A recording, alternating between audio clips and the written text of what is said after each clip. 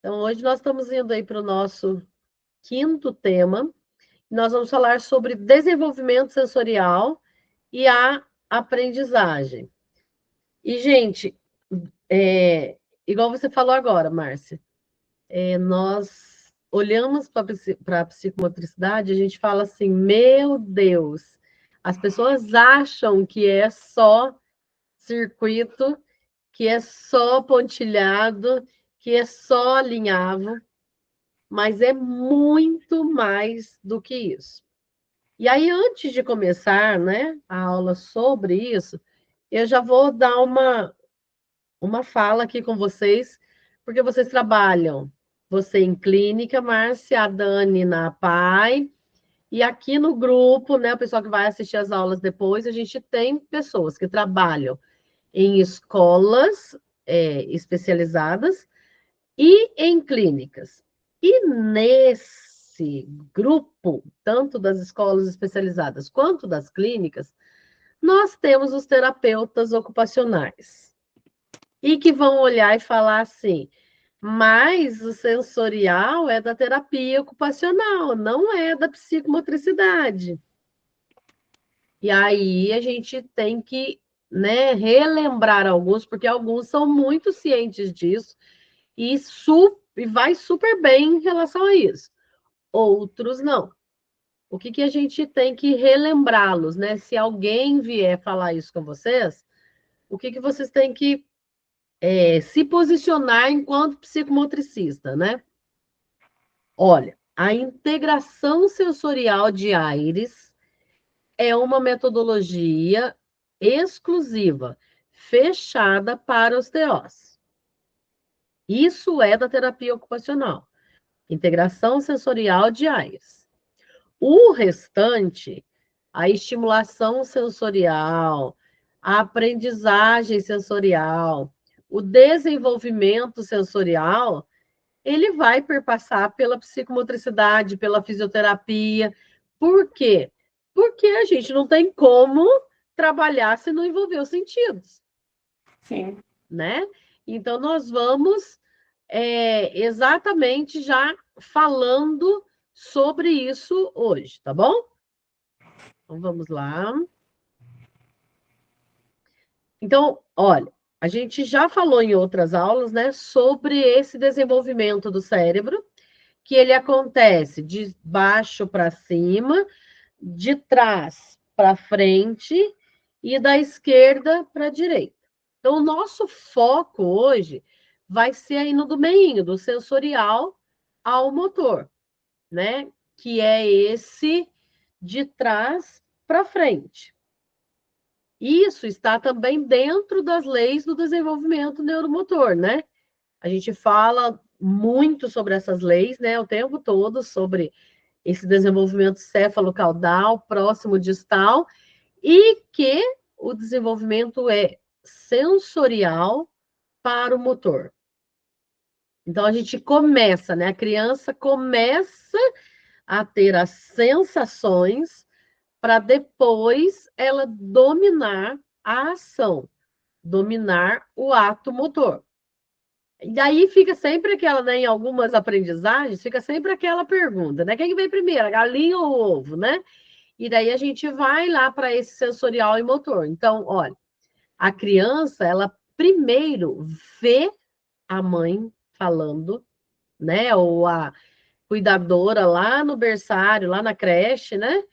Ela vê falando, ela põe a mãozinha para sentir essa fala, para sentir essa vibração, ela escuta. Então, olha, tudo é sensorial. Ela vê, ela sente, ela escuta, aí ela começa a tentar reproduzir. E daí ela começa com aqueles sons, né? Que a princípio não são nada, e que chega aquela hora que é muito bonitinha, aquela idade que a criança vira para você. E aí você olha para a Seba, ela acha que ela falou um monte de coisas, né? Na realidade, ela ainda não está falando nada, porque ela não tem domínio motor, mas ela já sabe que ela precisa se comunicar. Então, foi ali do sensorial para o motor, né? A mesma coisa essa criança que vai vendo, né? Ela vai vendo as expressões faciais, ela vai vendo, olha, isso me deixa feliz, isso me deixa triste. Agora eu não gostei, estou muito triste. E ela vai percebendo essas expressões, e aí, quando ela vê alguma coisa que agrada, por exemplo, ela já sabe como reagir. Ela já sabe, né? Os neurônios espelho dela já estão ali funcionando e ela já consegue reagir. Ah, a mesma coisa a questão aí da fralda, né? Essa questão aí de não conseguir usar o banheiro. Primeiro vem ali, né?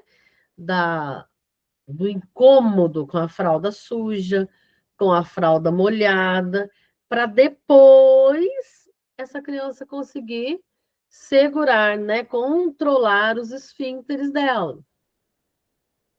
E aí na leitura e na escrita, né? Primeiro ela vai ler imagens, primeiro ela vai ver as imagens, depois ela vai começar os primeiros rabiscos, né?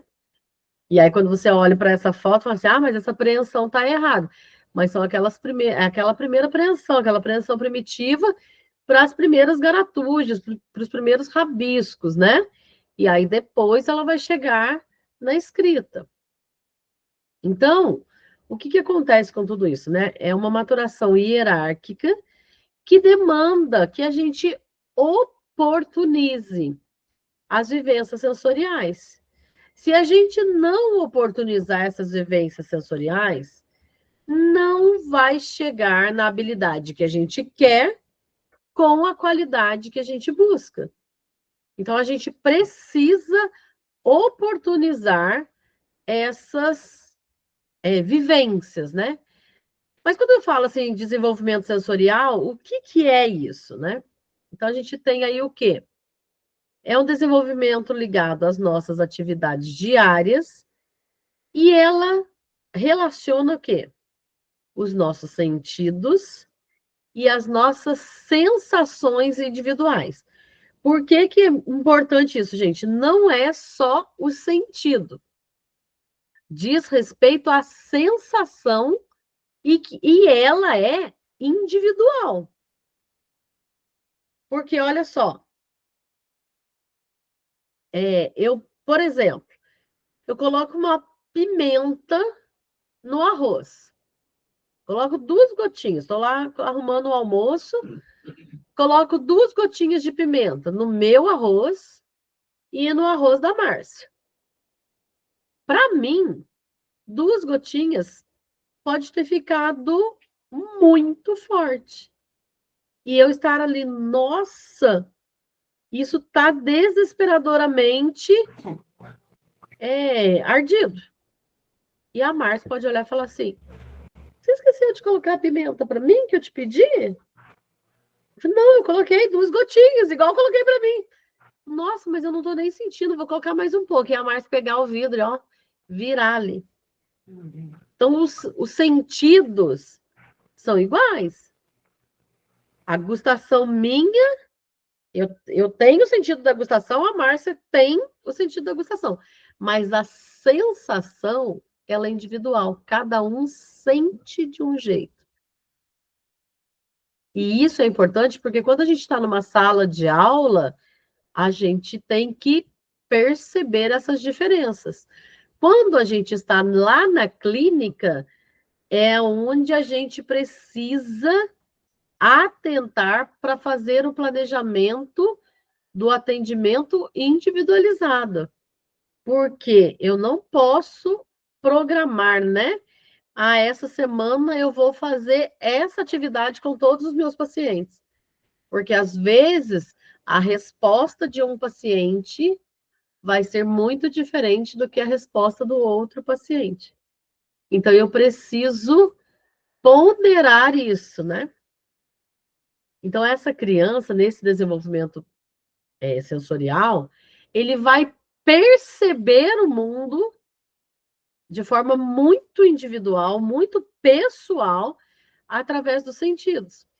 Então, vai ser na alimentação, na sensação de satisfação ou na frustração, na dor, na interação com o ambiente, nos movimentos do corpo.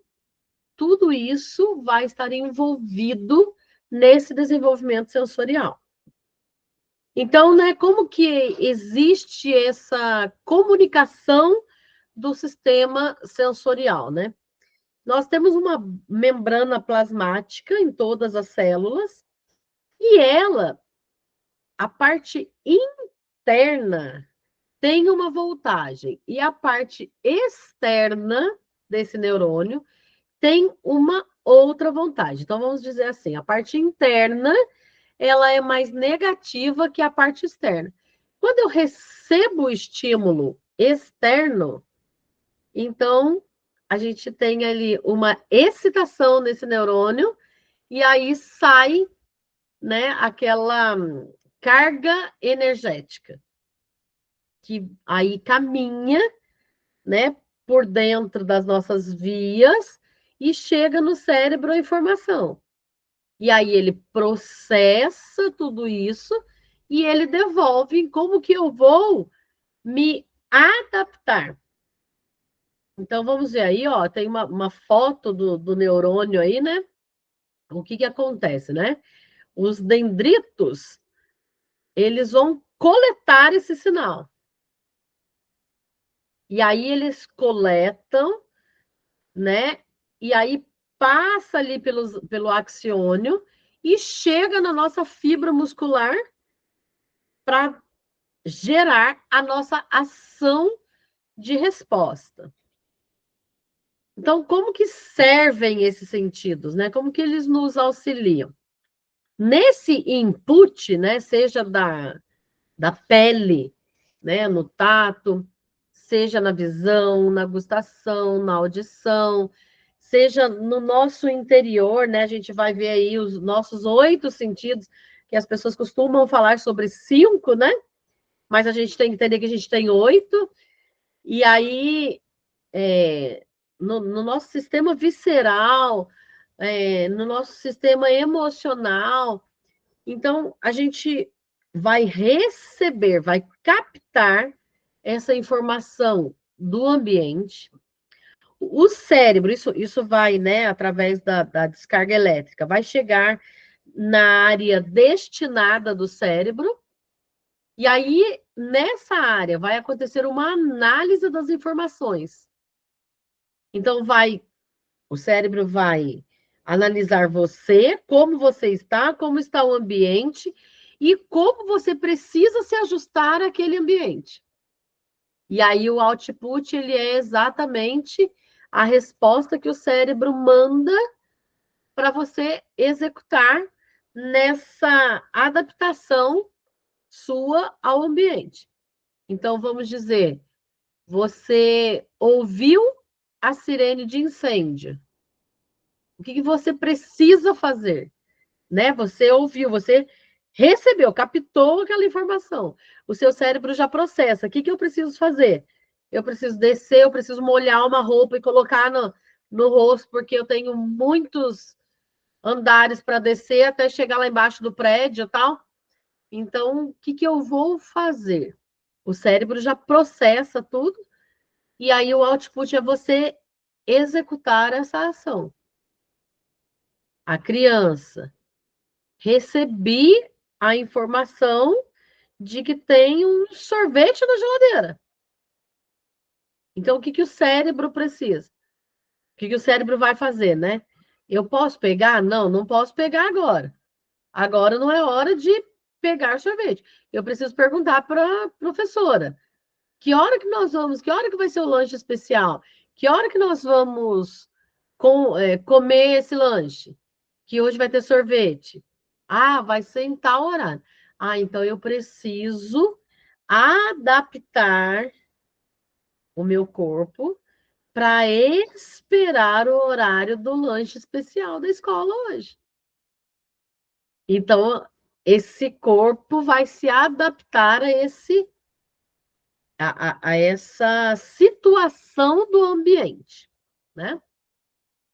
Bom, quando a gente olha para isso, a gente vai falar assim, gente, tem muita coisa envolvida, tem muitas áreas cerebrais envolvidas. Quando a gente olha, né, eu peguei essa imagem aí e olha quanta coisa a gente tem aí. Então, assim, todos os nossos movimentos voluntários, eles vão ter, né, essa análise aí, eles vão ser analisados, eles vão ser planejados na nossa área frontal e na nossa área pré-frontal. O pré-frontal planeja e o frontal dá o ok para acontecer. Agora, quando eu preciso de movimentos rápidos dos olhos, vai ser aqui na minha área occipital. O tato, na minha área pós-central. A audição e a orientação espacial, aqui nas minhas têmporas, né, na parte temporal. E muitas das coisas, principalmente aquilo que a gente vai automatizando, todas as nossas aprendizagens que foram automatizadas, estão aqui no nosso cerebelo. E o nosso controle motor fino também está aqui no nosso cerebelo, né? Então, quando assim, eu já levanto, vou escovar meu dente e tal, e tô lá pensando no trabalho, no trânsito que eu vou pegar e tal, mas eu já tô passando a pasta, já tô escovando, já tô tal. Como que eu tô fazendo tudo isso sem pensar nisso? Meu cerebelo está em ação. Porque é uma coisa que eu já automatizei. Então, nós temos muitas áreas cerebrais ali envolvidas em cada execução sensorial. Cada recepção, cada planejamento e cada execução motora que veio pelo sensorial, né? Então, vamos olhar, por exemplo, quando eu aprendo uma palavra e vou falar ou escrever essa palavra. Então, olha só, o meu cerebelo, ele já dá um alerta atencional. Para novas aprendizagens, eu preciso de atenção. Então, já tem ali o meu cerebelo desperto, né? Aí, eu vi a imagem ou a palavra bolo. Se eu já sou alfabetizado, vi a palavra e já meu cérebro todo já cria a imagem. Se eu não sou alfabetizada ainda, eu vi a imagem do bolo, mas eu já tenho vivências, porque nas questões sensoriais eu preciso ter vivências. Não adianta eu ter papel falando sobre aquilo, eu preciso ter vivências sensoriais para eu aprender, né? Então eu já vivi aquilo. Então, quando eu vejo nossa, mas é só um desenho, você só está olhando, mas por que que a boca está salivando? Porque a minha área parietal, ela já está falando para mim. Aquilo ali é gostoso, aquilo é um alimento, aquilo é docinho, é muito bom. Você gosta desse um, de repente aparece um outro que você não gosta, mas aquele que eu estou vendo ali que é de chocolate, você gosta muito. Então, a sua área parietal, ela já está dando significado para aquela imagem e o seu corpo já está, a sua boca já está sentindo o gosto daquilo, né? Em compensação, a sua área de Broca já está falando. Aquilo é um bolo. Já está, né? Fazendo a ação motora de falar, enquanto a sua área temporal já está organizando. É B-O-L-O. Bolo não é B-O-L-A, não é bola, não é lobo, é bolo. Ele já está organizando tudo ali para você. Se você estivesse vendo uma receita, ela já estaria organizando os ingredientes e organizando como fazer. Então, olha que quando a criança vai aprender a ler, ou depois aprender a escrever, olha quantas áreas cerebrais são chamadas, né? São necessárias para acontecer a leitura e a escrita. É muita coisa, é um processo que envolve muitas áreas. Porque a criança não vai escrever bem uma coisa que não tem significado para ela. Ela vai aprender a escrever aquilo que tem significado, aquilo que ela conhece, para depois você editar para ela oxítona e ela não saber de que se trata, mas ela saber escrever. Mas até então, para iniciar a aprendizagem, ela vai precisar dar sentido para aqueles sons que ela reconhece. Então, quais são, né, esses sentidos? O que nós vamos falar aí sobre esses sentidos, né?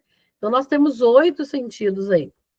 Sentido vestibular, proprioceptivo, o tátil, o visual, auditivo, olfativo, gustativo, que já são mais comuns, né? E o interoceptivo. Então, vamos falando de cada um deles aí. Sistema proprioceptivo. É aquele sistema que vai nos ajudar a perceber o nosso corpo no espaço, mas sem o auxílio da visão. Sabe quando você levanta à noite e vai para o banheiro e você não acende a luz para você não despertar, para você não acordar ninguém, mas você sabe exatamente aonde você tem que levantar um pouquinho mais o pé, que é o seu tapete. Você sabe exatamente onde você tem que passar o degrauzinho do banheiro, levantar um pouquinho mais o pé, porque é o degrau. Você sabe exatamente onde você tem que tirar a roupa e onde você tem que sentar, onde você, às vezes, de olho fechado, né? Aonde você pega o papel higiênico, aonde você vai jogar o papel higiênico. Às vezes você está de olho fechado, meio dormindo, mas você sabe fazer. Por quê? Por conta desse sistema proprioceptivo. Então, esse sistema ele faz a gente perceber o ângulo, a velocidade, a nossa posição, a tensão que os nossos músculos têm que manter. Porque, por exemplo, mesmo que você esteja fazendo isso, né? Indo meio dormindo lá para o banheiro, você precisa tensionar o seu corpo, ter uma certa tensão, tônus muscular adequado ali, para você não cair. Né? Então, você precisa. Então, a criança, por exemplo, que passa o dia na creche, muitas vezes, né, a gente quer comandar esse horário da fome e do sono da criança. E quando está na creche, ela tem que entrar na rotina, né? E aí, às vezes, a criança deu a hora de ir ao banheiro e você tem que acordar a criança daquela soneca e ela vai meio cochilando. Essa criança precisa já estar com esse sistema proprioceptivo já num bom desenvolvimento, porque senão ela vai trombar com outra criança, ela vai trombar com a porta, tudo, né? É uma via sensorial muito potente na regulação do comportamento. Por quê?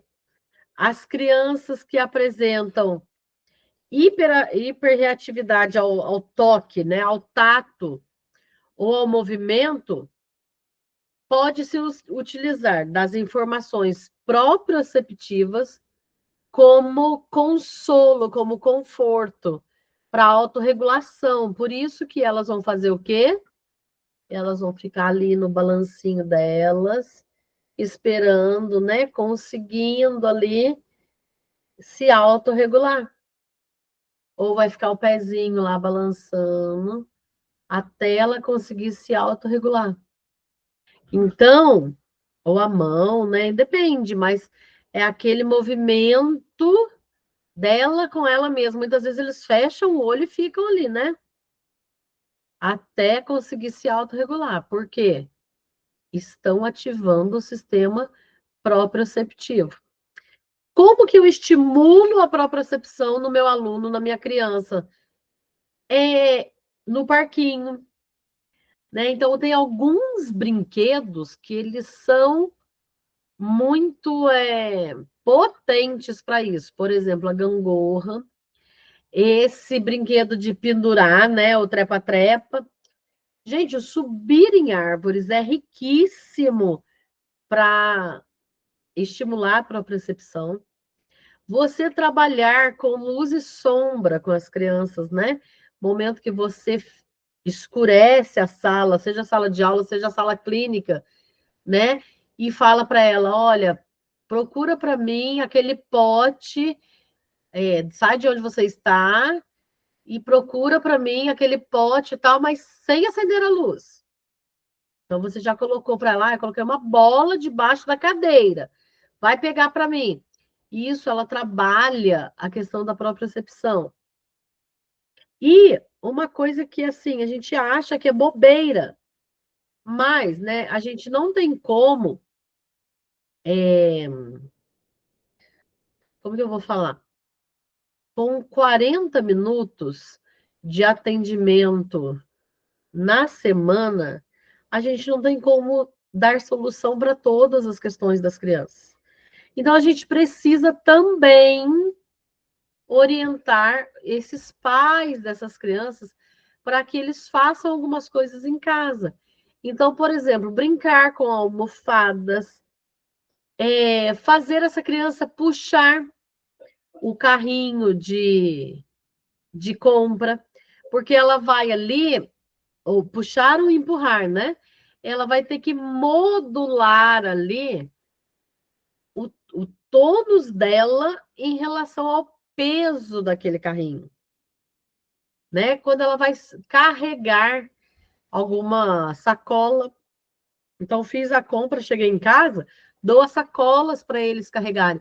Eles precisam modular qual a força que eu coloco na sacola, né? Eu posso dar duas sacolas, uma pesada para um braço, uma leve para o outro braço, porque ele tem que modular ali. Tudo isso ele vai trabalhar a propriocepção, tá bom? Vamos para o próximo. Nosso sistema vestibular. O sistema vestibular, ele está totalmente relacionado com a nossa cabeça e os nossos movimentos. Então, é aquele líquidozinho, né, que a gente tem ali dentro do nosso ouvido, e ele faz a gente ter o equilíbrio, né, lá no nosso labirinto, né, e aquele líquidozinho que tem que estar no nível. Se ele movimenta, a gente, o que acontece? Dá tontura, né? E aí é sobre isso que a gente trabalha no sistema vestibular, porque ele vai dar as informações sobre ângulo, posição no espaço e gravidade sobre o nosso corpo e vai interferir completamente no nosso equilíbrio e na nossa postura. Então, é ele que vai nos dizer se o nosso corpo está em movimento ou está parado. Ele vai dizer sobre a direção que o nosso corpo está e se a nossa cabeça está na mesma direção. Qual é a velocidade que nós estamos nos movimentando, né? Então, por exemplo, se você. Algumas pessoas, por exemplo, que têm labirintite. Se senta num balanço e balança devagarzinho, é uma coisa. Se balança forte, é outra. A mesma coisa aquele brinquedo gira-gira, né? Se gira devagar, é uma sensação. Se gira muito forte, é outra sensação. É o sistema vestibular que nos ajuda a estabilizar os olhos quando a gente está em movimento. Então, por exemplo, estou andando de carro. A criança que não tem o sistema vestibular bem desenvolvido, ou adulto também, que não consegue fixar, por exemplo, estou viajando e aí fixo uma casa que está lá longe e vou, né? Tá tudo passando aqui e eu estou fixa naquele lugar. Não passa mal. A criança ou adulto que não tem isso bem fixo, que não consegue fixar o olhar e que vai seguindo, que vai passando na janela, o que acontece? Passa mal na viagem, porque desestabiliza o sistema vestibular. É ele também que diz se o que está ao nosso redor está em movimento ou não. E mesmo a gente estando com os olhos fechados, ele nos informa se o nosso corpo, se a nossa cabeça está na postura horizontal ou vertical. Então, como que a gente estimula isso aí, né? Essas brincadeiras, olha, de levantar a criança para fazer aviãozinho com ela, ou a criança nas costas, né? E você virar ela, porque ela vai virar a cabeça, né? Ela tem esse movimento. O gira-gira, o carrossel, esses brinquedos, né, que balançam, né? Esse brinquedo de molinha. A cama elástica. Quantas vezes, né, a gente sobe na cama elástica? Eu trabalhava com festa e a gente tem uma cama elástica ainda que a gente aluga, tal. E às vezes a gente resolve brincar com as crianças, né? Até com os nossos filhos. E a gente sobe para pular na cama elástica. É muito interessante. Se a gente passa muito tempo sem pular, quando a gente sobe para pular, a gente pula. Quando a gente sai, parece que está tudo girando ao nosso redor. Parece que você acabou de sair do mar, aquela sensação assim da onda do mar, parece que você acabou de sair do mar. Agora, se eu alugo a cama elástica várias semanas seguidas, e nessas várias semanas eu subo um pouquinho e pulo um pouquinho nela, eu já não tenho essa sensação quando desço. Por quê? Porque o meu organismo vai se adaptando àquilo, meu sistema vestibular vai se adaptando. E por que é importante a gente estimular esse sistema, né? Alguns autores, eles dizem que o sistema vestibular é o coração das sensações, porque ele influencia as informações do nosso sistema visual, do auditivo, do tátil, do proprioceptivo. Todos os nossos sistemas recebem influência do nosso sistema vestibular. Então, é muito importante, né, que a gente estimule esse sistema também. O sistema tátil, gente. O sistema tátil, ele é aquele sistema que percebe pressão, vibração, temperatura, dor, textura, consistência. Ele permeia toda a nossa pele e, principalmente, né, quanto menor a criança, permeia a nossa região orofacial, que é muito rica em receptores táteis. Já viram aquela mãezinha que vai preparar o mamar e faz assim, ó, na mamadeira? Por quê? Para ver se está quente, para ver a temperatura, no próprio plástico da mamadeira, né? Muitas vezes. Então a gente precisa olhar para isso com bastante atenção, tanto na escola quanto na clínica. O sistema sensorial não é só mão. A gente precisa trazer esse tato para o restante do corpo, para os pés, para o resto, né, do corpo, através de tecidos, para a nossa boca, para a boca dessa criança, né? E é importante a gente perceber isso, principalmente para quem trabalha com estimulação precoce, ou trabalha em escolas, né, berçário, tudo, porque a gente precisa estimular os bebês nessa região. Por quê? Porque eles começam a explorar o mundo pela boca. É ali que eles sentem os objetos, a própria mão, o seio da mãe, a pele materna, né? O próprio pezinho. Por isso da importância de mordedores, da criança ter acesso a mordedores. Isso é fundamental para a construção pessoal, gente. Construção de afeto, construção de motricidade, do desenvolvimento emocional, do desenvolvimento pessoal de uma forma geral. Agora, a qualidade da informação tátil, ela depende tanto do tamanho do campo receptivo. Então,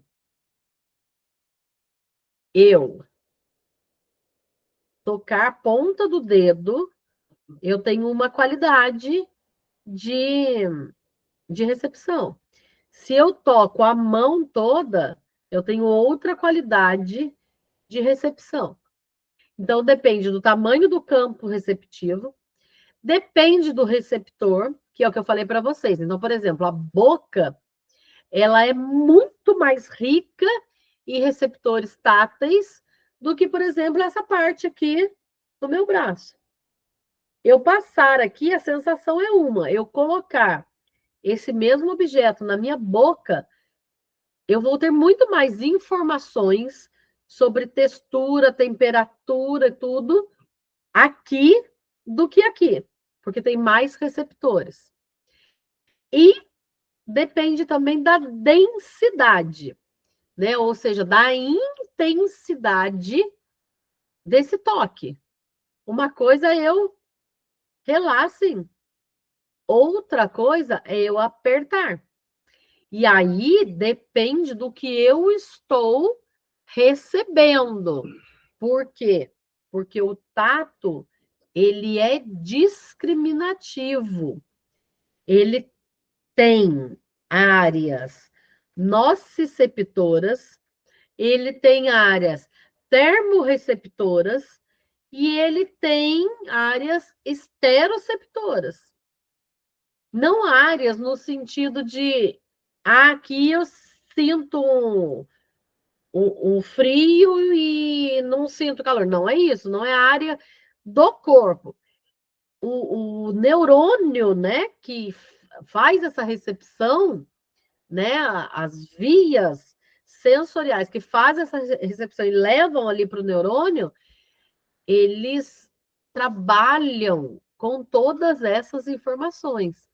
Tem ali, né, o raminho que vai ser nociceptor. O que é o nociceptor? Que vai perceber o que é nocivo, vai perceber o que é ruim, o que é perigoso, o que te dá dor. Então, tudo aquilo que dá dor, tudo aquilo que é amargo, são sensações táteis que ele vai falar para você, não é para você. O termorreceptor, ele vai, né, te dizer se está frio ou se está quente. E aí, o nosso receptor, ele vai te falar se está numa temperatura extremamente alta, que pode te queimar, ou numa temperatura extremamente baixa, que pode ser nociva para você e que pode te causar dores também. Porque o frio extremo também é tão perigoso quanto o fogo, né? E o esteroceptor é aquela reação automática. Então, olha, Coloquei a mão na panela, a panela tá quente, eu não vou ficar ali pensando, nossa, será que uma hora vai queimar? Nossa, que hora que vai soltar a pelinha? O meu corpo não fica fazendo isso, né? Quando eu relo na panela que tá quente, é automático. Ai, não é automático? Tem alguma coisa ali que é pontiaguda. Você relou na pontiaguda, ai, vai me furar. Então, são mecanismos automáticos que a gente tem ali. E a gente precisa trabalhar essas coisas com as crianças. Então, o que, que eu vou fazer, né? Eu vou trabalhar desde lá do berçário, desde lá na clínica da estimulação precoce com o bebezinho. Vou trabalhar as massagens para ele conseguir, né, compreender essas informações. Vou trabalhar muitas texturas e muitas coisas diferentes para ele tocar, né? Então, gente, assim, é muito importante a criança tocar o que ela vai se alimentar. Tocar as frutas de verdade, né? Não de brinquedo, mas tocar as frutas, sentir a textura das frutas, dos legumes, né? Ela sentir a água morna, água fria, água congelada, a água congelada que vai derretendo. O que mais que a gente tem aí? A terra, a natureza, né? A grama, as folhas verdinhas, as folhas secas, ela perceber essa diferença, você deixar ela colocar o pé, né? Coloquei algumas fotos das crianças descalças para você, para ela sentir a diferença da grama cortadinha, que fica espinhudinha, para a grama que já está crescendo mais, está verdinha, para esse pé ter essas sensações, né? Passar pincel no pé dessa criança, broca, né?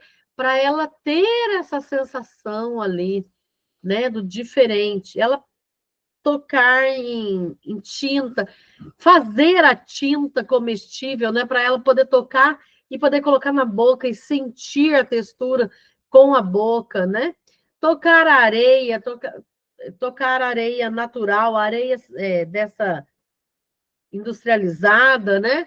Então, dar muitas dessas experiências para as crianças. Dúvidas até aqui, gente?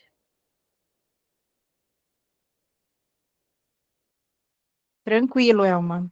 Perfeito. Vamos lá, nosso sistema visual, capacidade que nós temos, né? De perceber a luz, as cores, a visão noturna, imagens em preto e branco.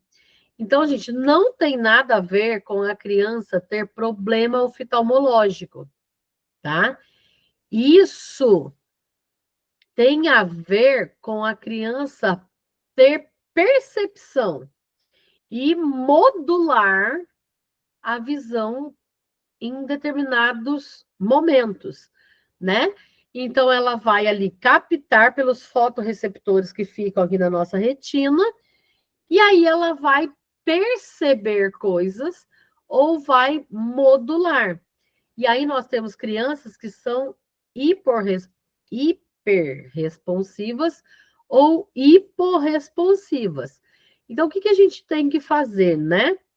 Quando a criança tem dificuldade na percepção, ela vai ter dificuldade ali em copiar palavras, ela vai evitar, né, atividades que exijam acuidade visual, é igual o labirinto, quebra-cabeça, caça-palavra, é aquela criança que foge de atividades como essa.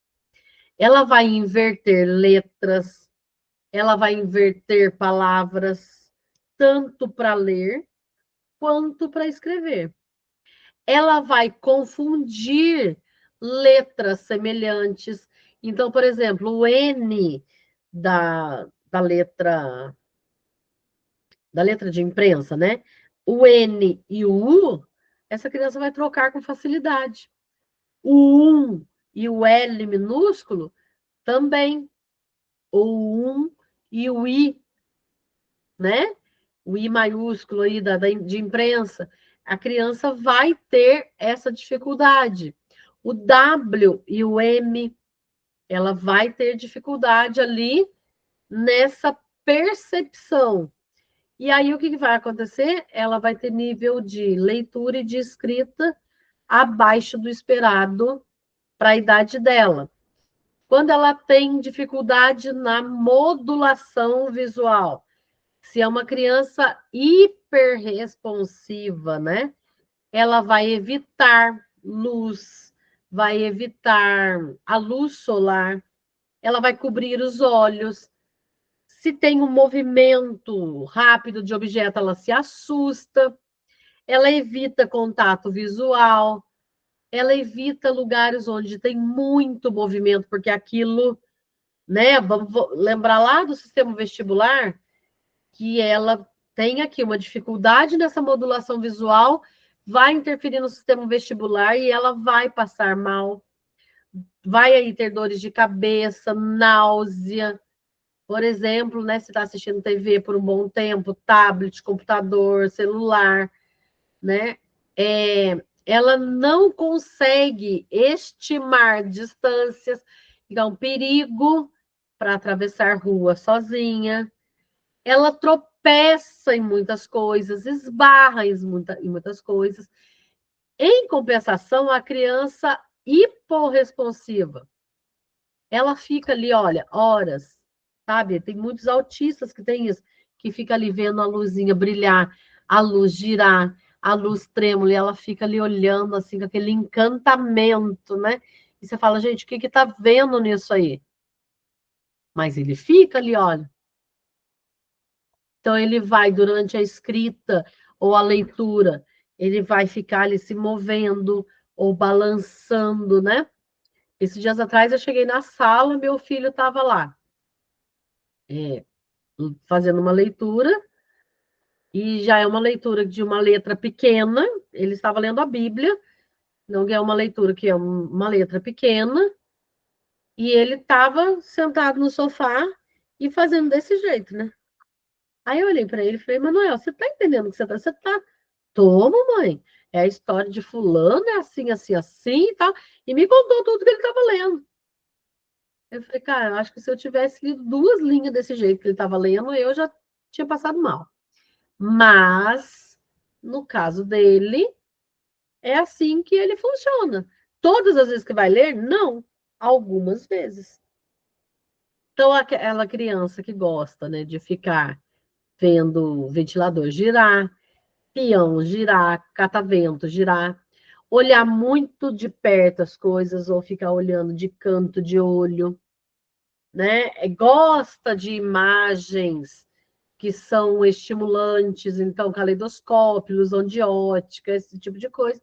Então são crianças que são hiporresponsíveis, responsivas, ou seja, aquelas crianças que buscam muito estímulo visual. Como que eu estimulo o sistema visual, né? Eu estimulo através de pareamento, de imagem, sombra, de organização, né? Igual essa aí que você olha a imagem e precisa organizar os objetos. Para você identificar, igual essa primeira, aí você tem o quadro e você tem imagens recortadas do mesmo quadro, onde a criança precisa identificar onde está. Aqui está do lado, do meio aí, é igualzinho, funciona igualzinho a primeira, né? Só que já é mais colorido. Essa segunda, ela vai ter que identificar a figura fundo para contar ali, colocar o número do lado de quantas tem. Então, a gente tem esse tipo de atividade, né? Montar quebra-cabeça, são atividades que vão ajudar nessa questão do sistema visual. Sistema interoceptivo é tudo aquilo que está dentro de nós. Sabe quando a gente via aquela imagem nos livros de ciência? Ah, nós vamos trabalhar os sistemas do nosso corpo.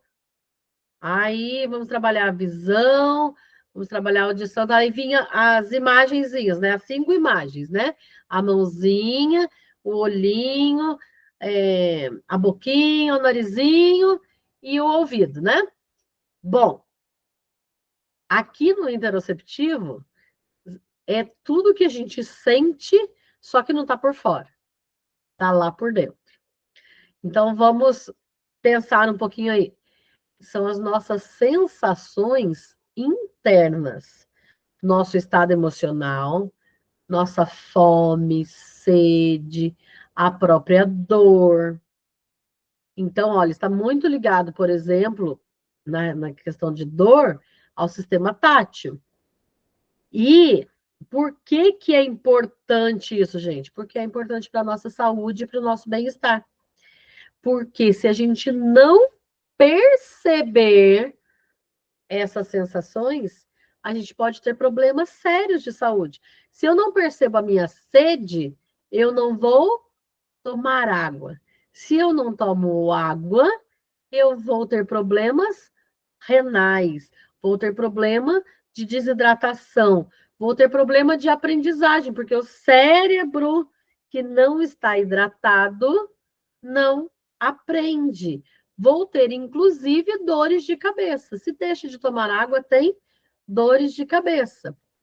Vou ter transtorno de ansiedade, depressão, problemas gastrointestinais, anorexia, bulimia, entre um monte de outras coisas, se eu não percebo essas sensações internas.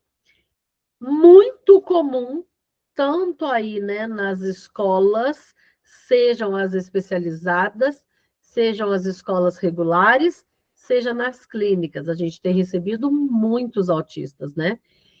E esse é um problema muito, muito comum entre os autistas.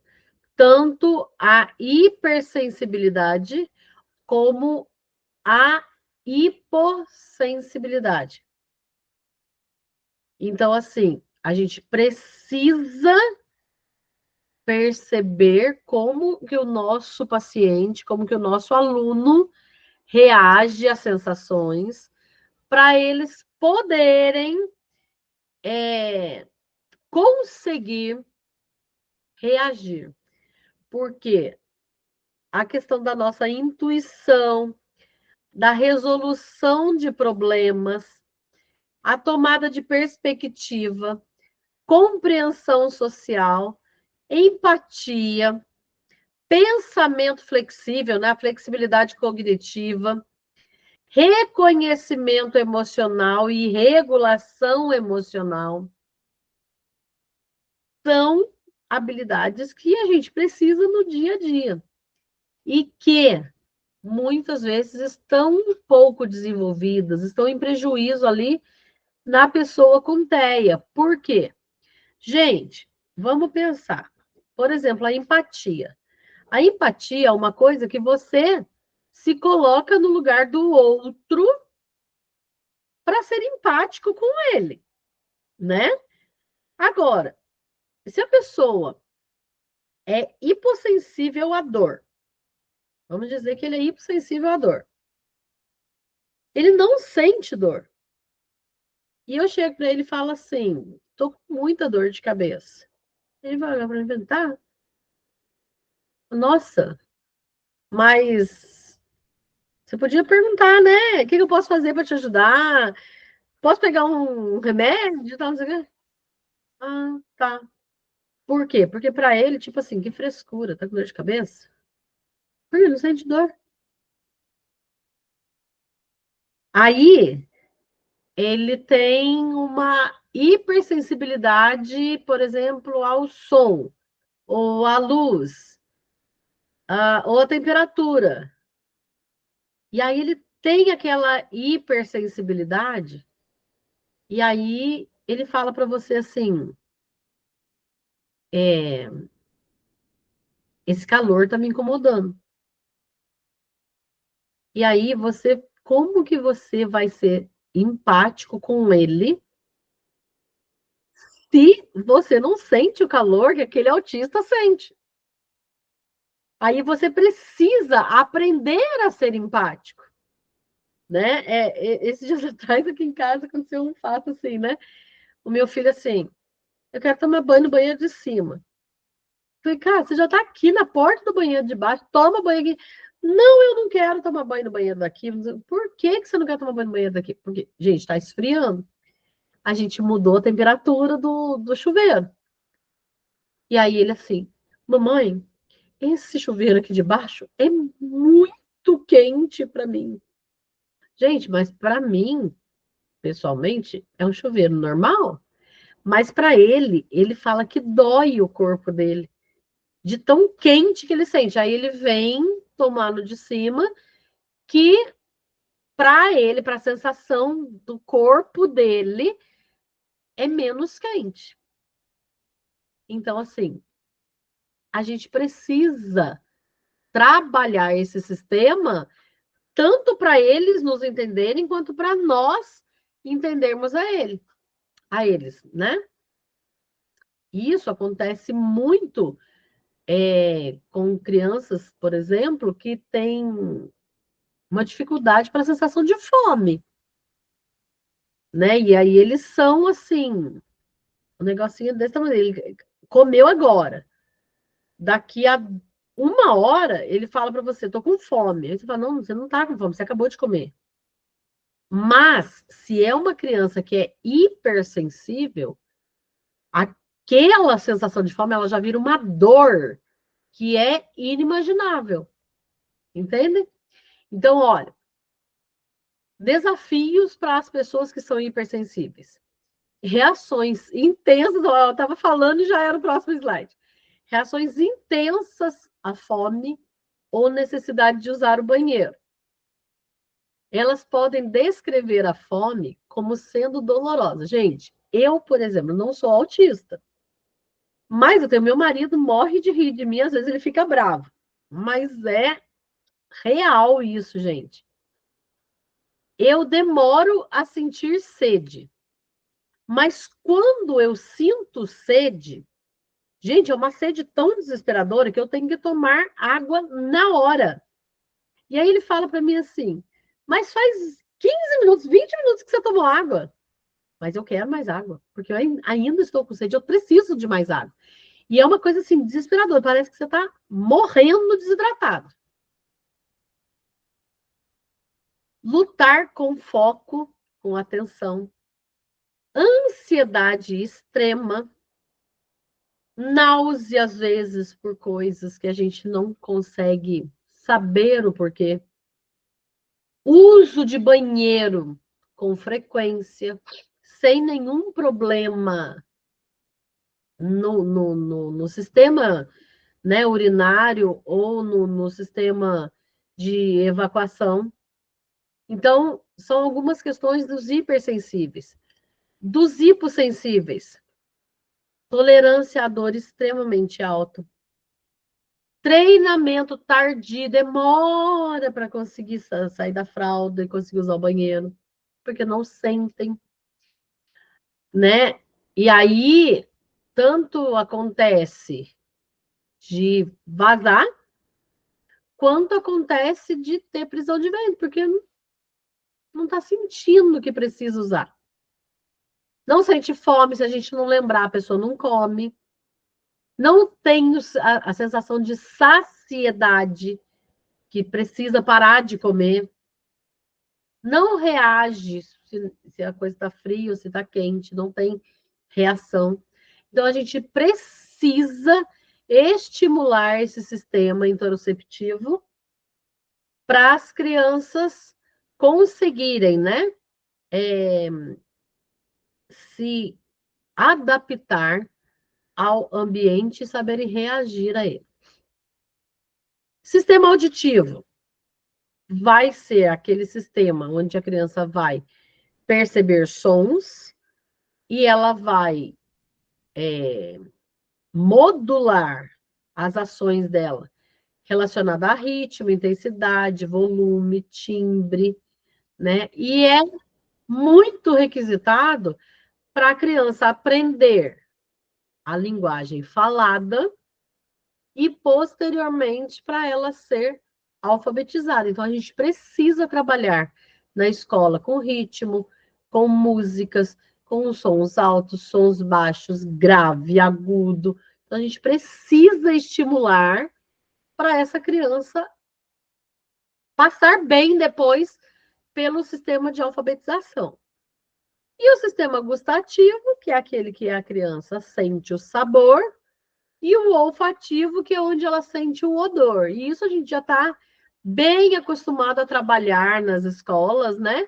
Então, é fazer aquilo que a gente sempre faz, é levar coisas para as crianças experimentarem na questão de sabor, para elas cheirarem, né? De olhinho tampado, sentir o cheiro, para sentir ali o odor, né? Então, são esses os sistemas, e isso tudo está envolvido com a aprendizagem, conforme a gente foi falando ao longo aqui da aula, né? Gente, dúvidas?